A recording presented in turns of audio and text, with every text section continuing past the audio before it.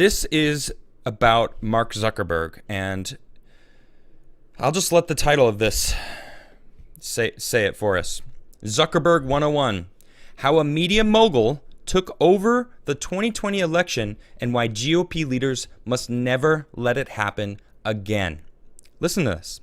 Florida Governor Ron DeSantis reaffirmed his state's commitment to election integrity on Tuesday, especially keeping tech giants and their partisan CEOs from corrupting local officials or local elections. Well, same difference.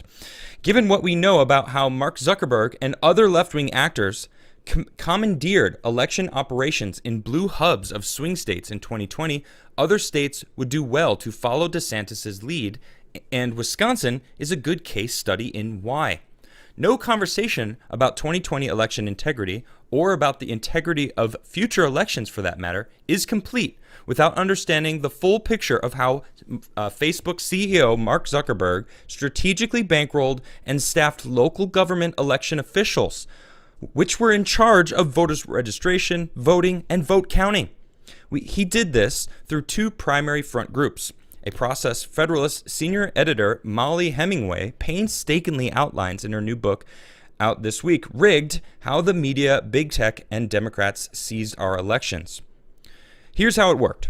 Zuckerberg gifted nearly $500 million to two left-wing groups that then gave the money to government election officials. One of these two groups was the Center for Technology and Civic Life.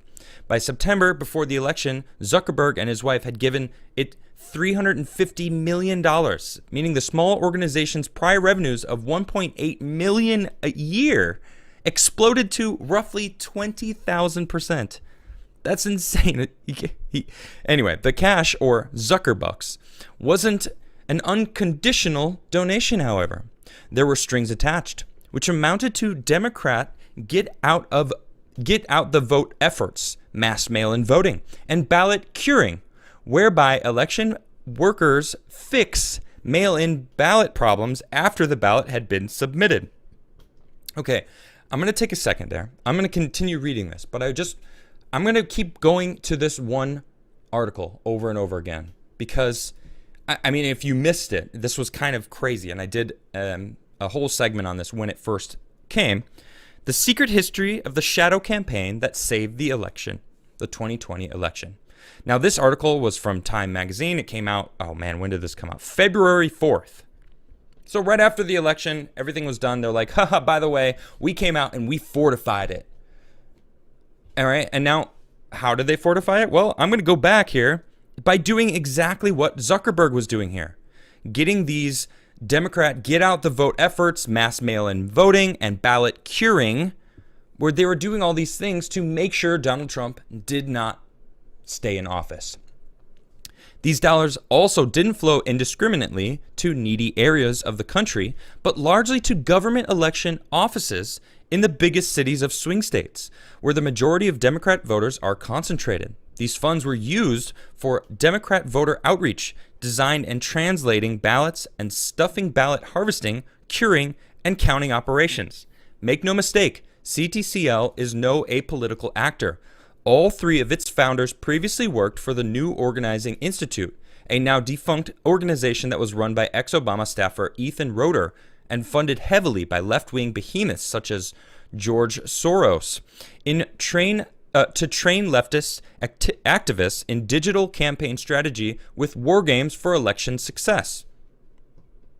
Sound familiar? Right. It's exactly what they're talking about in this article, where they are fortifying the election. That's what they were doing. They're fortifying it, making sure that no Republican, specifically Trump, would never stay in office. And they even said it. Hillary said it in January or something. What did she say? I don't want to misquote her.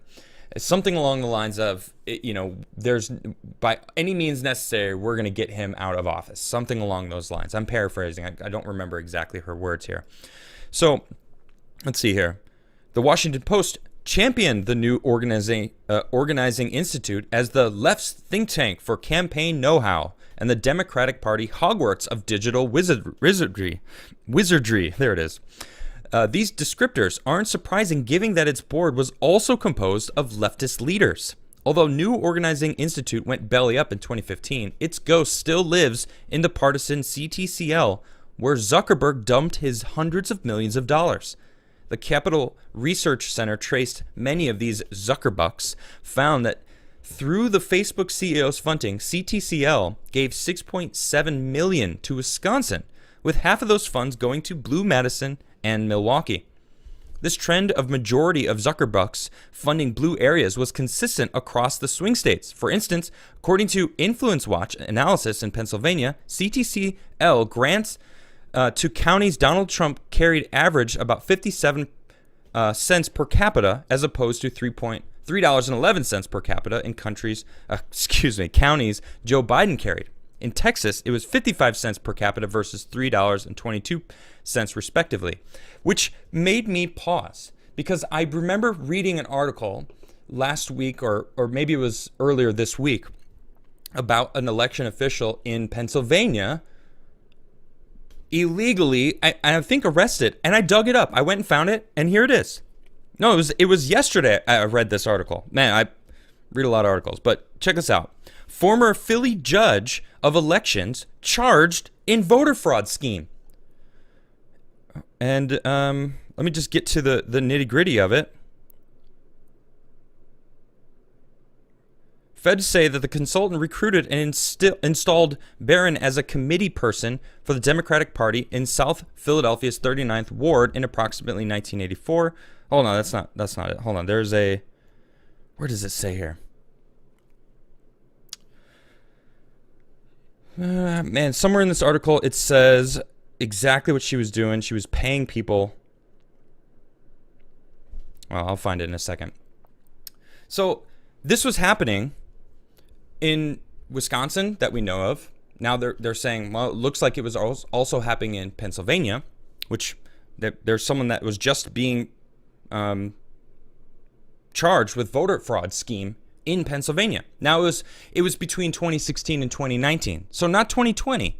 But in here it says that they were, let me just find it. Hold on.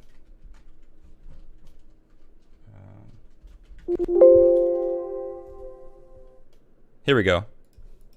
That consultant, whose Philadelphia Magazine is believed to be a former Democrat United States Representative, Ozzie Myers, exercised influence and control in Philadelphia's 39th Ward by distributing cash payments and supporting family, friends, and allies for elective office in 39th Ward, and instilling ward leaders, judges of elections, and Democratic State Committee. These people are using the money from these giants, for example, Mark Zuckerberg, who funneled millions and millions of dollars into these different places that funneled down, that got to these kind of people that were putting people into place that would fortify the election with them. And now I go back to this article, The Secret History of the Shadow Campaign That Saved the 2020 Election. Saved. This is a scary word. And that really shows what these people believe. They think they are justified in doing anything that they can to save America. They believe they're saving America by cheating, by using any tactic that they can, whether it be legal or not, to fortify the election. And Mark Zuckerberg has spent millions and millions of dollars to influence that exact election.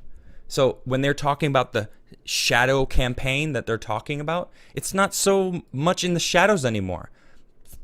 There was a Times article written about it.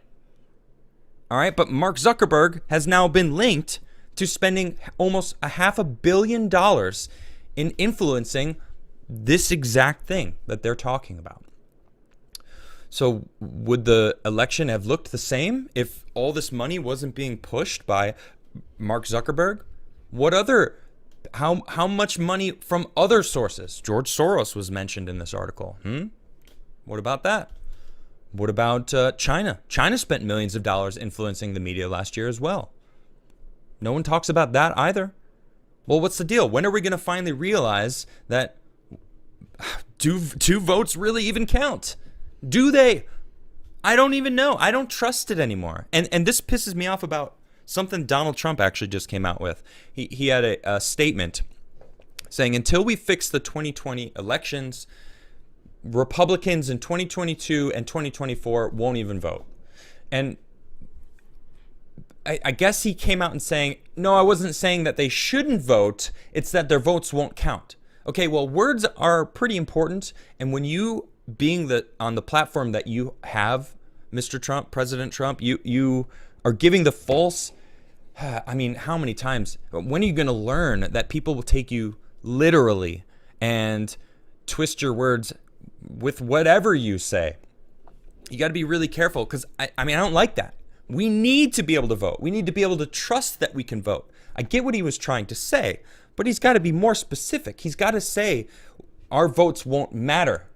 That's the message he was trying to say, but he did a terrible job at it. All right. And then of course people are pissed about it. I was a little annoyed because, people get the idea, oh, so our vote doesn't even count? Why vote then? Huh? Why vote? Well, for me, even if my vote doesn't count, I'm going to criticize every single person in government because they work for me. And if I don't vote, then I'm not participating. Therefore, I have no right to say anything anyway. And boy, am I critical. And I reserve the right to do so. Be critical and vote, because it is my right as an American citizen. Being part of the conversation. We need to be able to vote. We need to be able to trust that our vote counts and won't be manipulated by billionaires. Mark Zuckerberg is a billionaire, and this dude spent $500 million, which is chump change to him. Chump change. To influence the election? That shouldn't be legal. How is that legal? What really? That this fortification of our elections, like where do they get off? Why is it allowed? Why is that the thing that they could have a Time magazine article written about how they fortified it and that they're proud of it? As I said, they're justified. They feel like they're saving something, that the ends justifies the means, and the means to manipulate the laws, change the laws, and just to make sure. Okay. Well, I'm pissed about it, and we should be pissed. You should be pissed. And I don't know what we should do about it. I don't have the answers. I would love to have the answers to life, but life's tough, and no one can have the answers to everything. We need to be a part of the conversation, of course, but are we part of the conversation, or they're just this panel of elites that really make all the decisions? What do you think? Let me know.